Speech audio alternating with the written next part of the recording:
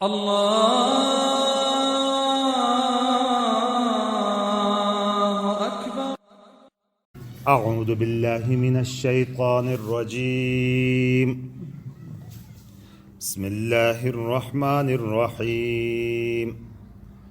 وقال اركبوا فيها بسم الله مجريها ومرساها إن ربي لغفور رحيم. وهي تجري بهم في موج كالجبال ونادى نوح ابنه وكان في معزل يا بني اركب معنا ولا تكن مع الكافرين. قال سآوي إلى جبل يعصمني من الماء قال لا عاصم اليوم من أمر الله إلا من رحم وحال بينهما الموج فكان من المغرقين. وقيل يا أرض ابلعي ماءك ويا سماء أقلعي وغيض الماء وقضي الأمر واستوت على الجودي وقيل بعدا للقوم الظالمين. صدق اللہ العظیم. وقال، اور کہا، یہ اس سے پہلے کہ حالات کہ حضرت نوح علیہ السلام کو حکم ہوا کہ ہر چیز کا ایک ایک جوڑا جانداروں کا اپنے ساتھ کشتی میں سوار کرو، اور پھر نوح علیہ السلام کہتا ہے کہ ارکبو فیہا، راکبہ یرکبو سوار ہونا، فیہا اس میں ارکب الفرس گھوڑے پر سوار ہو جاؤ، یہ امر کا صیغہ ہے. ارکبو فیہا کشتی میں فی لگ گیا کہ کشتی میں سوار ہو جاؤ. بسم اللہ مجریہا و مرساہا، اللہ کے نام پر سوار ہو جاؤ. ترجمہ اس طرح کر سکتے ہیں کہ اللہ کے نام پر سوار ہو جاؤ، اس میں کہ جس کے مجریہا و مرساہا، کہ اس اللہ کے جس کی منشا پر اس کا چلنا ہے اور اس کا رکنا ہے. جرا یجری جریون، اور مجرن اس کا مصدر میمی ہے، چلنے کے لیے جری کا لفظ استعمال ہوتا ہے.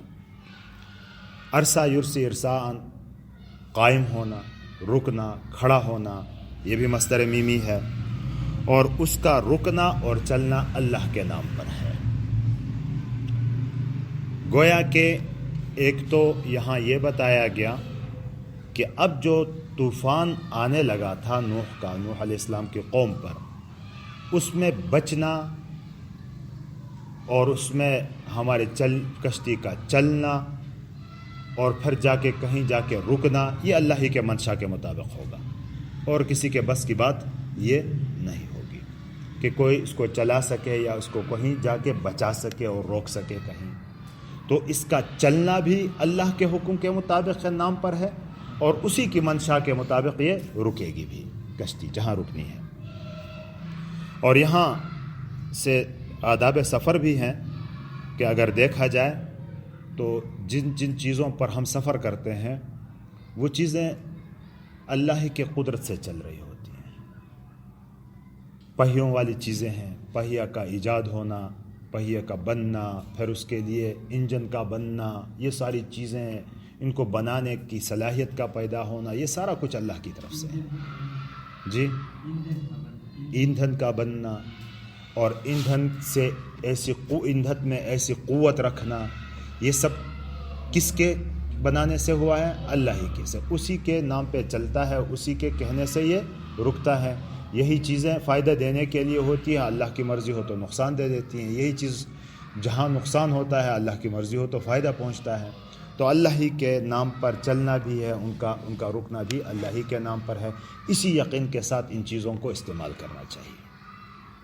یہ قسم کی آداب سفر بھی ہیں، اور پہلی کشتی جو کائنات میں وجود میں آئی ہے تو اللہ کے حکم ہی پر آئی ہے، اور حضرت نوح علیہ السلام اس کے کاریگر تھے، موجد حضرت نوح علیہ السلام ہی ہے اس کے، اور اس کے بعد سے پھر اس میں ترقی ہوتی رہی، مختلف شکلیں اس کی بنتی رہی، آج کل جو شکلیں ہیں اس کی۔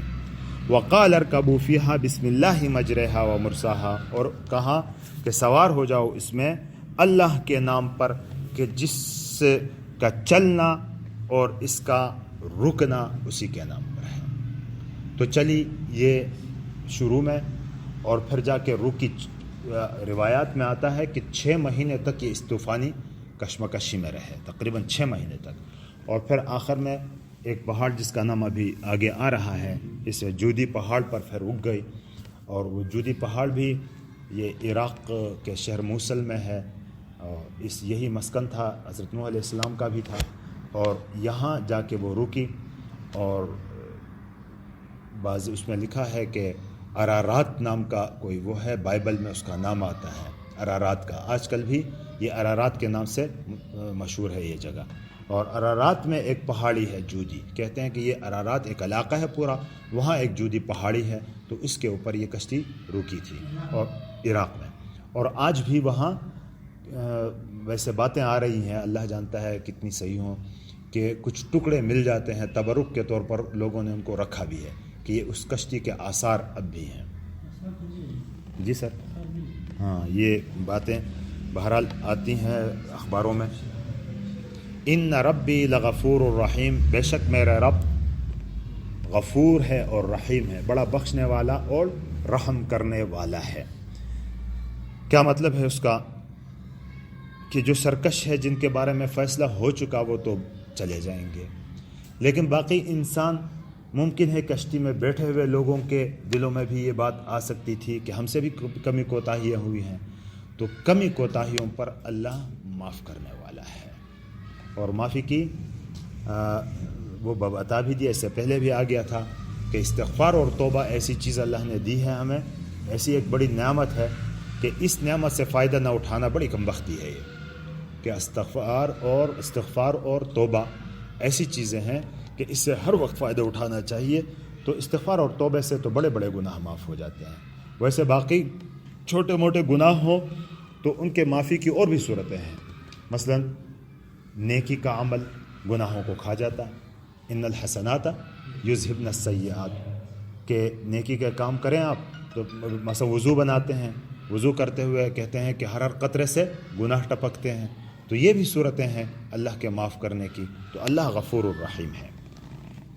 وَهِيَ تَجْرِي بِهِمْ، جرا یجری، جرن ابھی مجرہا کا میں بتا دیا کہ چلنا، وَهِيَ تَجْرِي بِهِمْ، وہ ان کو لے کر چلتی تھی، فی موجن، ایسی موج میں، کل جبال، پہاڑوں کی طرح، یہ کاف تشبیہ کے لیے، پہاڑوں کی طرح موجوں میں ان کو لے کر چلتی ہے۔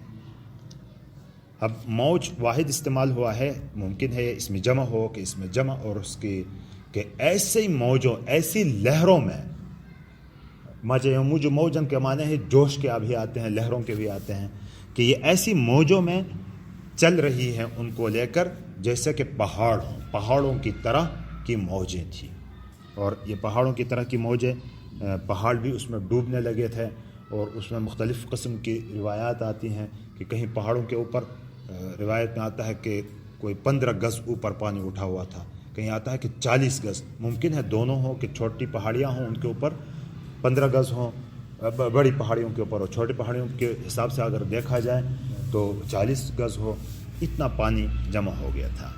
وَنَادَىٰ نُوحٌ ابْنَهُ، یہاں یہ ایک عجیب سا منظر ہے کہ ایک طرف نبی اپنی دعوت دے رہا ہے، اور ایک طرف نوح علیہ السلام ایک بشر ہے، بشری تقاضے ہیں، بیٹا ہے اس کے، وہ نہیں آ رہا اس کی طرف، بلا رہا ہے وہ نہیں آ رہا، آنے کی دعوت دی جا رہی ہے۔ ایک بشر، ایک انسان، باپ اپنے بیٹے کو کیسے ڈوبتا دیکھ سکتا ہے؟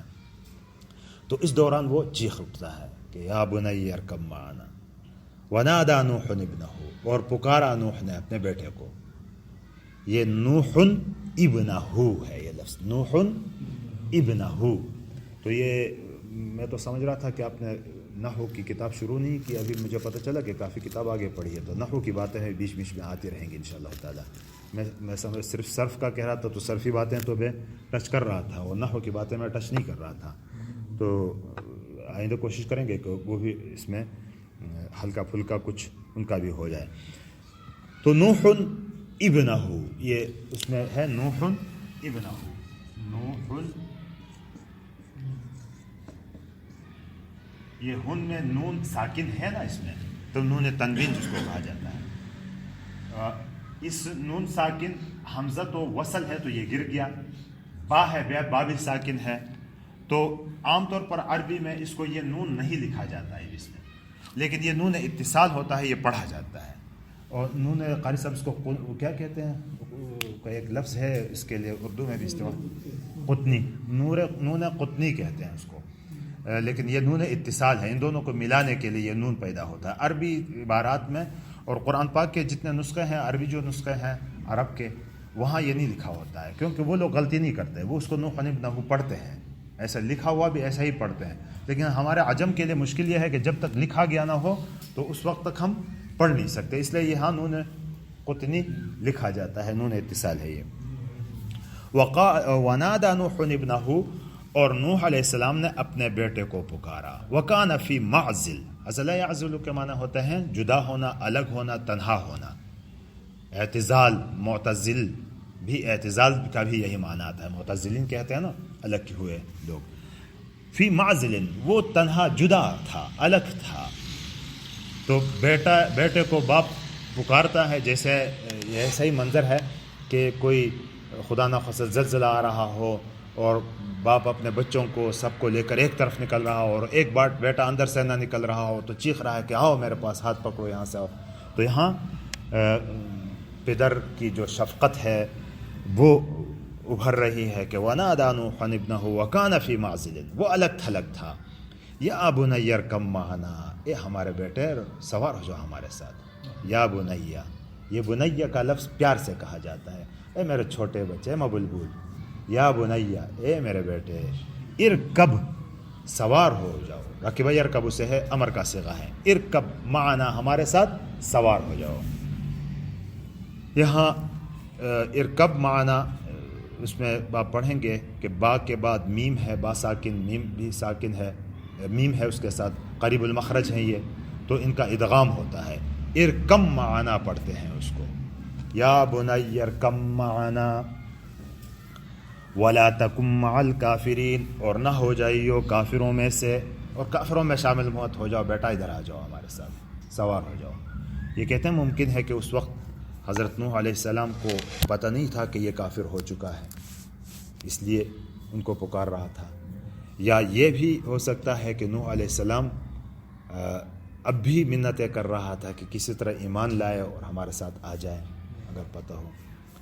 قال، اور بیٹا ادھر سے نافرمان کیا کہہ رہا ہے، سآوی الی جبل، آوا یأوی کے معنی ہوتے ہیں پناہ لینا، آوا یؤوی کا معنی ہوتا ہے پناہ دینا، آوا یأوی ضربہ یضرب سے ہے پناہ لینا، سآوی الی جبل، میں پہاڑ کی پناہ لوں گا، یعصمنی، وہ مجھے بچائے گا، سما یعصم معصومن، عصمت بچانا، کہ وہ مجھے بچائے گا، میں پہاڑ کی پناہ میں رہوں گا، وہاں میں بچ جاؤں گا، یعنی پانی آ کے چلا جائے گا، کوئی طوفان آ گیا چلا جائے گا، یعصمنی من الماء، جو مجھے پانی سے بچائے گا۔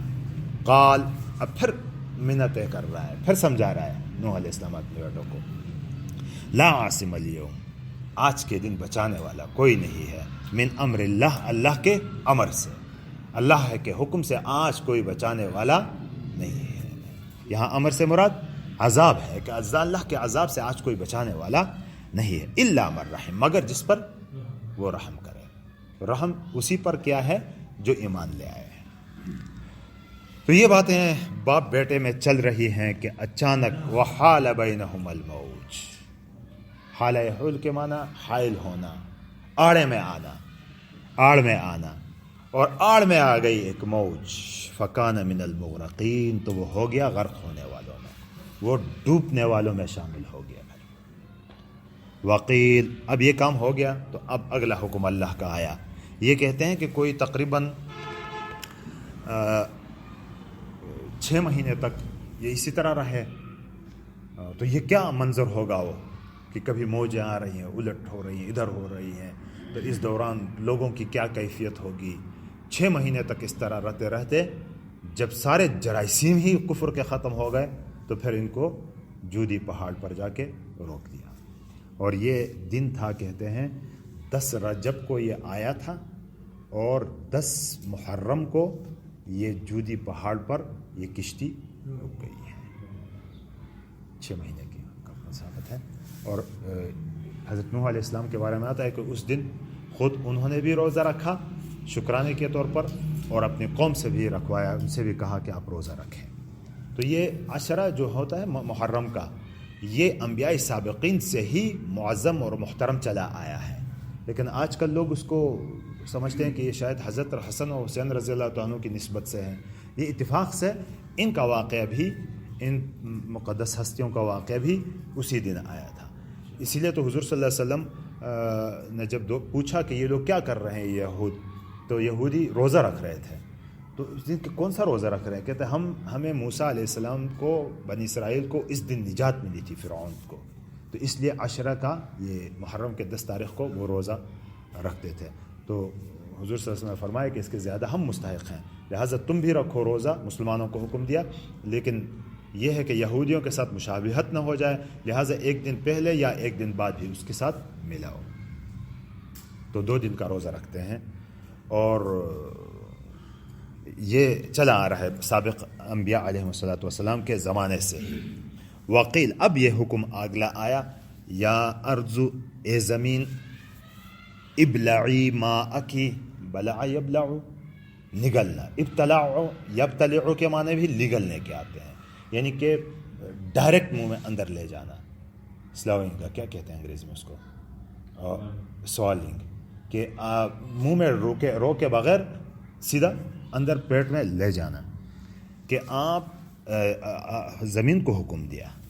اب زمین کو حکم، زمین سمجھتی ہے چیزیں، تو یہ جاندار بے جان سمجھ کی باتیں جو ہوتی ہیں سائنس میں بھی مختلف ادوار میں مختلف رہا ہے. جانداروں کی جو انہوں نے درجہ بندی کی تھی، پہلے صرف چلنے پھرنے والوں کو جاندار کہا جاتا تھا، درختوں کو جاندار نہیں کہا جاتا تھا. آج کل ان کو بھی جاندار کہا جاتا ہے. یہ ان کی تعریفات بدلتی رہتی ہیں، لیکن قرآن میں جو آیا ہے دنیا کائنات کی ساری چیزوں کے بارے میں، الذی اعطى كل شيء خلقه ثم هدى، ہر چیز کو پیدا کیا اور ایک اس کی پیدائش کے مطابق اس کو ہدایت بھی دی گئی. تو ہماری سمجھنے کا انداز اور ہوگا، ان کی سمجھنے کا انداز اور ہوگا، چرند پرند کے سمجھنے کا انداز اور ہوگا. وَإِن مِّن شَيْءٍ إِلَّا يُسَبِّحُ بِحَمْدِهِ وَلَكِن لَّا تَفْقَهُونَ تَسْبِيحَهُمْ. ہر ایک چیز اللہ کی تسبیح بیان کرتی ہے، لیکن تم اس کی تسبیح کو سمجھ نہیں سکتے. تو اس طرح اللہ کے حکم کا طوعاً و کرہاً کائنات کی ہر چیز مانتی ہے. جس پہاڑ کو کہا گر جاؤ، کوئی ممکن نہیں کہ وہ رکا رہے. جس سورج سے کہہ دیا جائے کہ ختم ہو جاؤ، ممکن نہیں ہے کہ وہ رکا رہے. تو طوعاً و کرہاً جو بھی حکم اللہ کا ملتا ہے وہ اس کو مانتے ہیں، قبول کرتے ہیں. وقیل یا ارض، اور کہا گیا کہ اے زمین، ابلعی ماءکی، اپنا پانی جذب کرو، نگل لو، یعنی اتارو. ویا سماء اقلعی، اور اے آسمان، قلع کما کرنا ختم کر دینا، اقلعی یہ افعال میں گیا روکو، تھم جاؤ. یا سماء، اے آسمان، اقلعی اب رک جاؤ، تھم جاؤ. وغیظ الماء، غاز یغیظ، غیظن کے معنی ہوتے ہیں خشک ہونا، ختم ہونا. وغیظ الماء، اور پانی خشک ہو گیا. یعنی آسمان زمین سے کہا گیا کہ تم اپنا پانی اندر جذب کر لو، واپس جتنا نکلا تھا وہ سارا اس نے جذب کر لیا. اور آسمان سے کہا کہ تم رک جاؤ، تو اب پانی خشک ہو گیا. وقضی الامر، قضا یقضی فیصلہ کرنا، الامر معاملے کا فیصلہ کیا گیا. یعنی جو بات، جس چیز کا جو ہونا تھا وہ ہو گیا، جو ہونا تھا وہ ہو گیا. واستوت استوا یستوی، استوان کے معنی قائم ہونا، بیٹھنا، جم جانا. استوت علی الجودی، جودی پر وہ رک گئی، وہ کشتی جودی پر رک گئی. وقیل، اور کہا گیا، بعدا لقوم الظالمین، بربادی ہو ظالم قوم کے لیے، بربادی ہو ظالم قوم کے لیے. اب یہ بربادی ایسی تھی کہ وہ برباد ہو چکے تھے، اب ان کا جراثیم تک بھی نہیں رہا تھا. ہاں اللہ نے کہا یہ ان ایسی قوم کے لیے بربادی ہو. اور ترجمہ اس طرح وقیلا، اور کہا گیا، قال یقول سے مجہول کا سے قیلا کہا گیا، بعدن دوری ہو، لفظی معنی تو دوری کو، کس چیز سے دوری ہو؟ اللہ کی رحمت سے دوری ہو اور حقیقت سے دوری ہو. بعدن یہ بربادی ہو کے معنی میں استعمال ہوتا، بددعائیہ کلمہ ہے. للقوم الظالمین، اس قوم کے لیے کہ جو ظالم ہے. اور یہ بھی ہو سکتا ہے کہ وقیلا للقوم الظالمین، قوم ظالم قوم کے لیے یہ کہا گیا کہ بعدن بربادی ہو تمہاری. دونوں